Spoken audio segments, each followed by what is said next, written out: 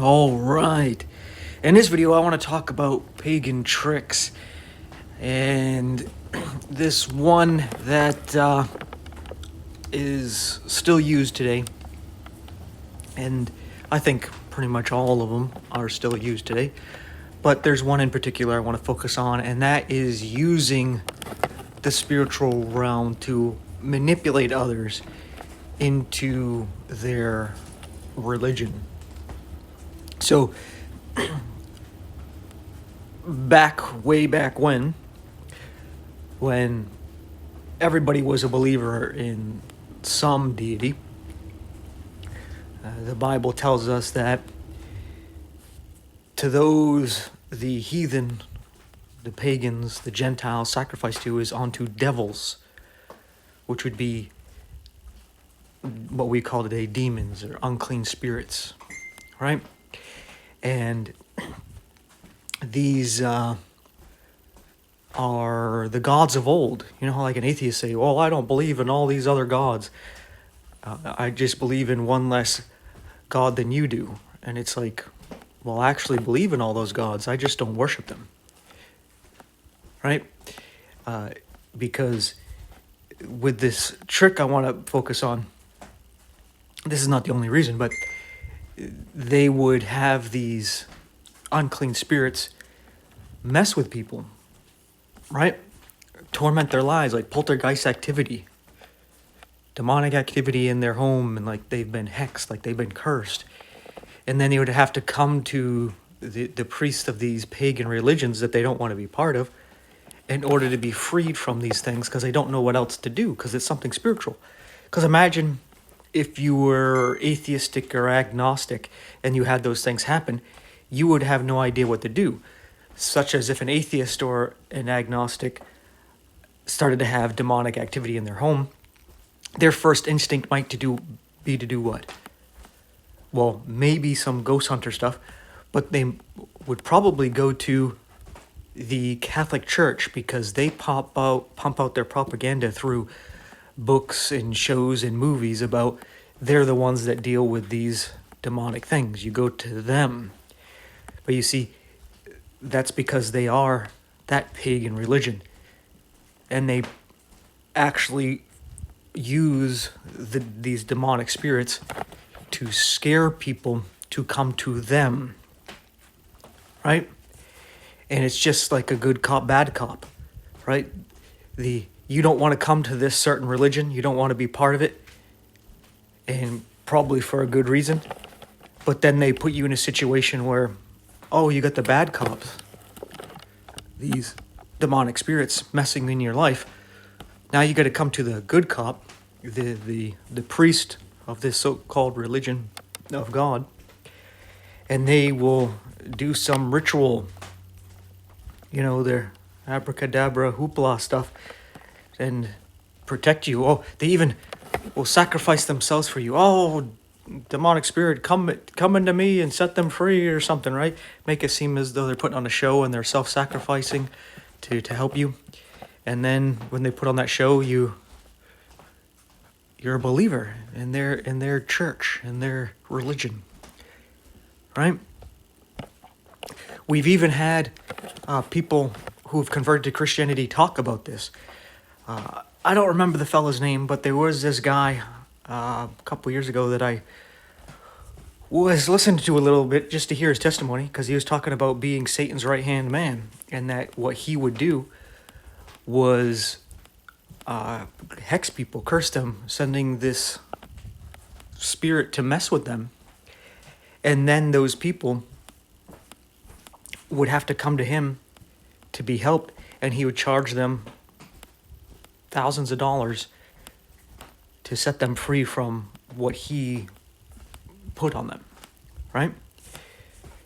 And I was like, yeah, that's the same thing a lot of religions even today do. Mainly the biggest so-called Christian church, the Catholic Church, they do that same thing. They just pretty it up and make it look legitimate instead of like a trick, right? But in reality, that's what it is. It's a It's a trick, a manipulation tactic. Good cop, bad cop routine. You know, kind of like a guy who really likes this girl, but the girl doesn't like him.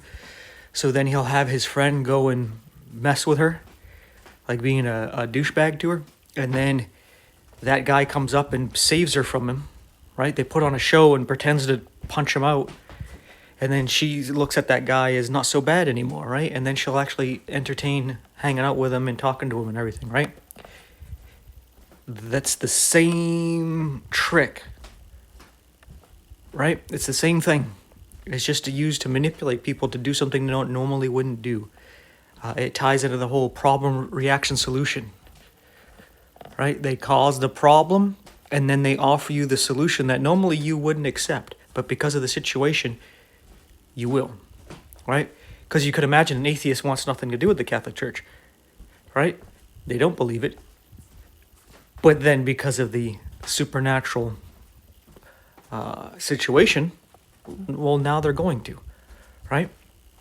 Because an atheist is ignorant and would think that Catholicism is actually Christian. But in reality, with Christianity, you have your own personal relationship with Jesus Christ, God himself. So if there's any kind of spiritual thing like that, Jesus help me. Get out of here in the name of Jesus. Problem solved. Like that, at the blink of an eye, the snap of your fingers, everything's good, taken care of, right? It doesn't make a good movie, doesn't make a good story, right? But there's also no manipulation, because you can do it yourself by your own relationship with God. You don't need to go through some mediator, medium, middleman, right? You can go directly to God yourself. You don't have to go to some organization to come to God, right? So there is no manipulation to get you to join some cult, some false religion. And then you realize that their tricks don't work. And they start to realize their tricks don't work on you because they'll try them on you as well. And then they realize that they can't do anything. And that will be a witness to them that their false gods don't actually have the power that they thought they had. They thought they were king shit. In reality, that's what they really are. King of shit. Right? I know some people use it as a phrase to be like your top dog, but no. Right? It's what they are. And it just gives them a testimony that their gods are trash. They're dog water. Like looking at Elijah with all the prophets of Baal. And he says, all right, if your God be God, let him answer by fire. And they sat there for like all day, nothing. And then as soon as Elijah calls on Yod-Heh-Vav-Heh, there's fire. Right? Just like that. Boom, fire. And when these people, they call on their gods that normally do stuff for them, right? Because these Baal worshippers, they would cut themselves, right? A blood sacrifice to empower this aggregon, this spirit, with their blood, sexual fluids and other stuff. They were still nothing. Because the one with the true power is Jesus Christ, God himself. Right? And that right there is a testimony to them that they were worshiping false gods.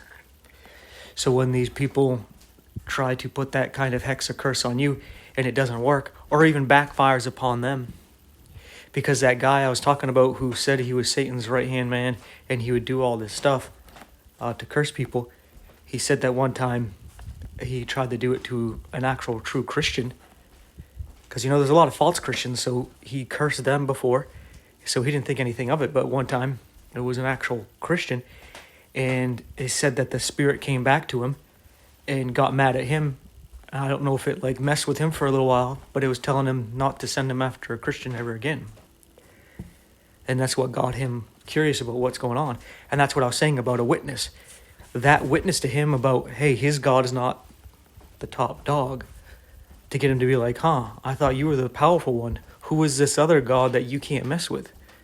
Who that you're afraid of and you're upset about? So with all that being said, thank you for your time and attention. Take care, and I'll see you in the next one.